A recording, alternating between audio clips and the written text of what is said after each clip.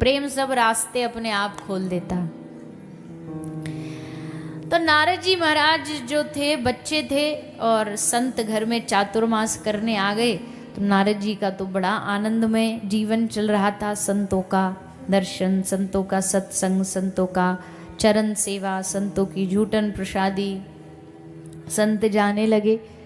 चातुर्मास बीतने के बाद अब सेठ जी भी मना करे और नारद जी रोए।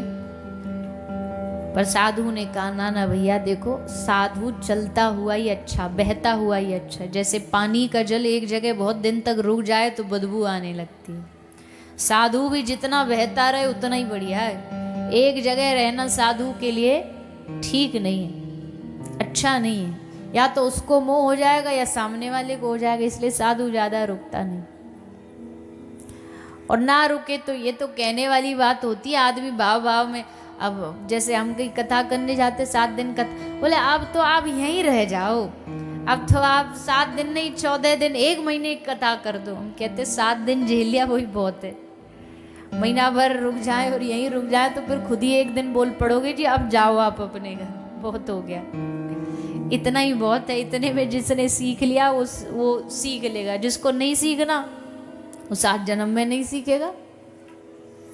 अरे भैया समझदार को तो इशारा काफी है ना, बस सत्संग सुनते रहो और सीखते रहो। तो नारद जी कहते हैं हे व्यास जी, मैं बच्चा था, बालक था, साधुओं में बड़ी प्रेम हो गया था, पर साधुओं का समय हुआ वो चले गए। मैंने कहा मुझे संग ले चलो, तो साधुओं ने कहा नहीं अभी तेरी मैया अकेली है, इसकी सेवा कर, जब ये चली जाए उसके बाद देखेंगे। तो चले गए साधु।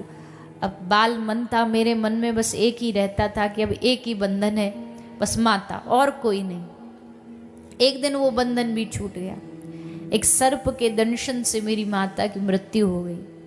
दुख भी हुआ, माँ चली गई, पर पता नहीं प्रसन्नता भी बहुत थी कि अब तू स्वतंत्र है, अब भगवत भक्ति में कोई तेरा बाधक नहीं है, बस निकल पड़े।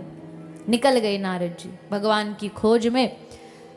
समग्र पृथ्वी पर भ्रमण करते करते एक दिन पंच भौतिक शरीर इनका पृथ्वी पर आ गिरा। और अगले जन्म में ब्रह्मा जी ने जब सृष्टि का निर्माण करना शुरू किया, तब सृष्टि के आरंभ में ब्रह्मा जी से ही नारद जी का प्रागट्य हुआ। ब्रह्मा जी ने नारद जी को एक दी वीणा, कहा इससे नाम प्रचार करो, और दूसरा दिया चतुश्लोकी भागवत, 4 श्लोक।